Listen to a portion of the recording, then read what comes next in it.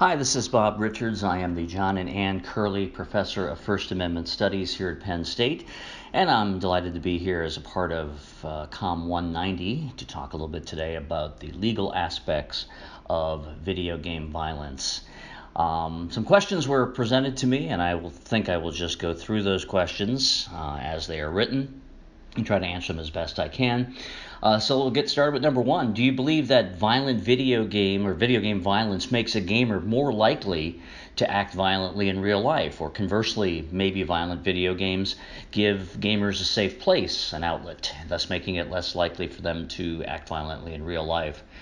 Well, that was really part of an issue in some of the cases that went through the federal court system in the past decade or more now, whether or not the playing of a violent video game, particularly by minors, would make that minor more predisposed to act violently in society. And in fact, that was the very reason that these laws were struck down as unconstitutional, because no one could prove that that was the case. They showed some studies that proved a correlation between people who played violent video games and maybe they acted a little bit more aggressively, but there was no causal connection made between playing violent video games and behaving improperly in society. So that in it of itself became the underlying factor in striking these laws down as unconstitutional. Second question, do you also focus on First Amendment issues related to violence in movies or TV shows and on the internet? And how does this compare to violence in video games? Well, that was also an issue for the Supreme Court in a case called Brown versus Entertainment Merchants Association, where the court was determining whether or not these laws that the states were enacting would pass constitutional muster.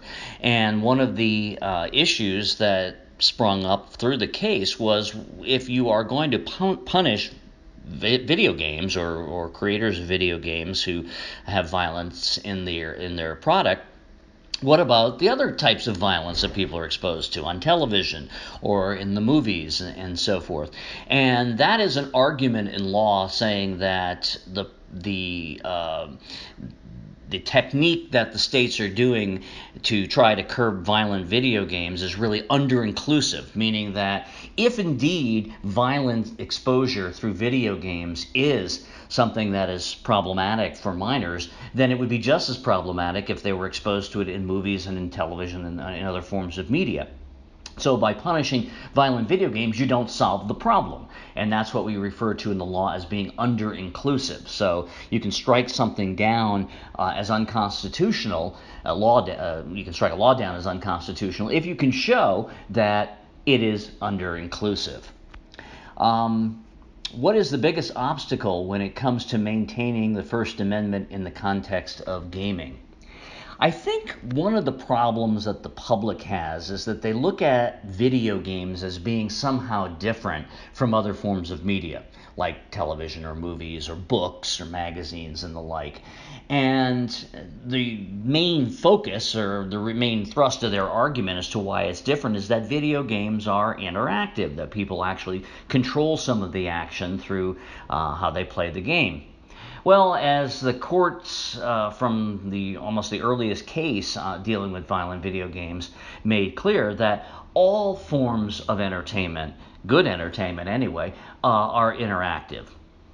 All good literature is interactive. You interact with the characters in a book, in a novel. If you go to a movie and it's a scary movie and you jump when something happens and the action happens on the screen, that's interactive as well. So saying that video games are somehow in a category of themselves because you have a controller and you somehow control the action was not sufficient for the courts. And I think that's where a lot of people had problems with it, because they somehow think of violent video games as being wholly different from movies or books or television. And in terms of the law, or at least as how the courts have seen it, they are not that much different.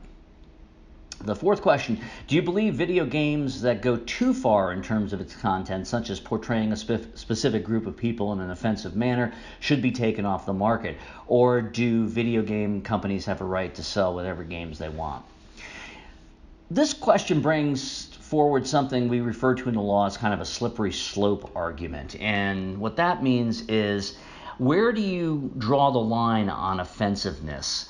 Offensive is a term that is very difficult to define, and if what offends me might not offend you, and what offends you might not offend me. So how do we really come up with some type of measure that can be used across the board in a fair and just manner to stop speech, or which is what this is, to stop speech that some people consider offensive?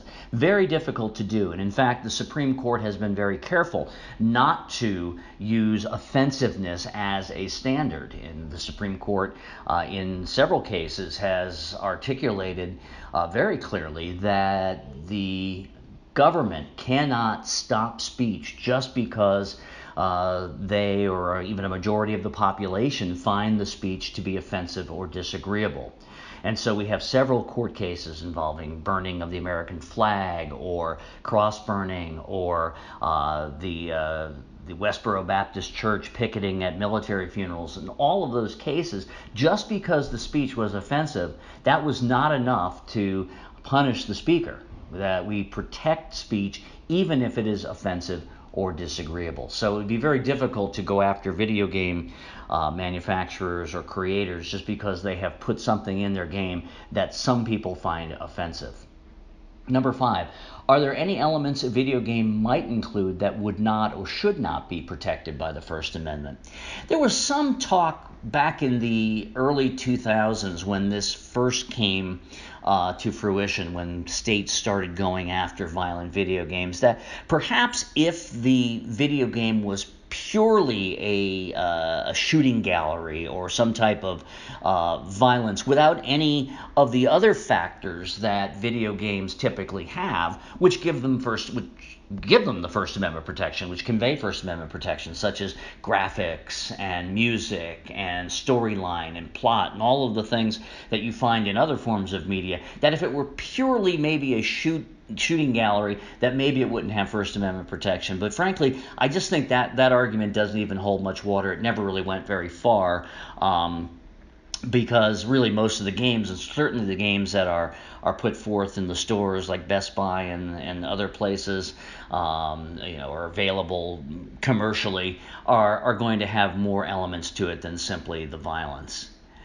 Number 6, with games increasingly pushing for global sales, do you think the industry is becoming less focused or reliant on the protections of the American legal system? I think that's a very good question. That, once you move beyond the United States, you don't have a First Amendment. The First Amendment protection would be within the confines of the United States, and games that are sold globally or are marketed globally or are created elsewhere, unless we are talking about something that happens right in the United States of America, you're not going to be able to raise a First Amendment issue. And because the Supreme Court was pretty clear in its case in Brown versus Entertainment Merchants Association that there is First Amendment protection given to violence in video games and violence in other forms of media. If we're talking about pure violence, it's going to be protected unless something happens down the line where a social science researcher can prove that there was a causal connection between playing the violent video game and acting violently, and then maybe the court would revisit that. But until that happens, we are living with the precedent that violence in the media, including violent video games, is protected speech. Number 7, have there been any recent cases or challenges to free expression in the context of gaming after the California decision at the Supreme Court? No, that kind of closed things down for a while.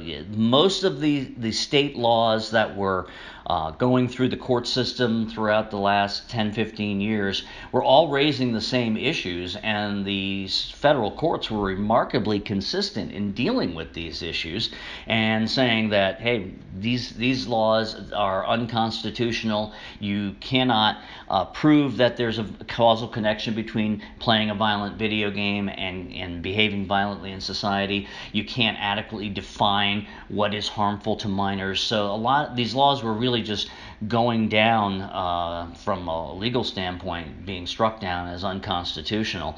And after the Supreme Court made it the law of the land, then it was pretty much a fait accompli that if you tried as a state to create a new law that was very similar to these other laws, it would be unconstitutional as well.